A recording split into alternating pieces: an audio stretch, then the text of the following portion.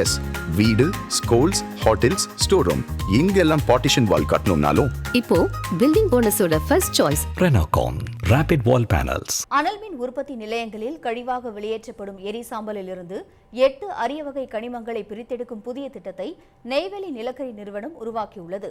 அனல் மின் நிலையங்களில் நிலக்கரியை எரித்து மின்சாரம் உருவாக்கப்படுகிறது. அப்போது அதிக அளவில் கழிவாக எரிசாம்பல் வெளியேறுகிறது. பெருமளவில் எரிசாம்பல் குவிந்து வருவதால் அவற்றை அகற்றுவது மின் நிலையங்களுக்கு பெரும் சவாலாக இருக்கிறது. நெய்வேலி நிலக்கரி நிறுவனத்தின் அனல் மின் நிலையங்களிலிருந்து ஆண்டுக்கு 60 லட்சம் கிலோ எரிசாம்பல் உற்பத்தியாகிறது. சமீப காலமாக கட்டுமானத் துறையில் hollow block, solid block, ready mix concrete போன்றவற்றை தயாரிக்க எரிசாம்பல் பயன்படுத்தப்படுகிறது. இந்நிலையில் எரிசாம்பலின் மூலக்கூறுகள் குறித்த ஆய்வுகளை NLC தீவிரப்படுத்தியது. அதில் பல்வேறு வகையான அரிய வகை கனிமங்கள் இருப்பது கண்டறியப்பட்டது.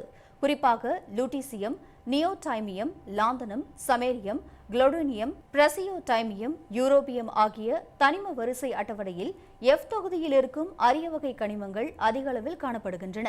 மின்சார வாகனங்களுக்கான பேட்டரி தயாரிப்பு, ரேடியேஷன் மூலமாக செயல்படும் மருத்துவ பரிசோதனை கருவிகள் போன்றவற்றின் தயாரிப்பில் அதிக அளவில் அந்த கனிமங்கள் தேவைப்படுகின்றன. முதற்கட்டமாக மும்பையில் இயங்கி வரும் பாபா அணுசக்தி ஆராய்ச்சி நிறுவனத்துடன் இணைந்து 600 கோடி ரூபாய் மதிப்பில் அரிய வகை கனிமங்கள் பிரித்தெடுக்கப்படும் திட்டம் செயல்படுத்தப்பட இருக்கிறது. பின்னர் வணிக ரீதியாக 5000 கோடி ரூபாய் மதிப்பில் அந்த திட்டம் செயல்படுத்தப்பட உள்ளது.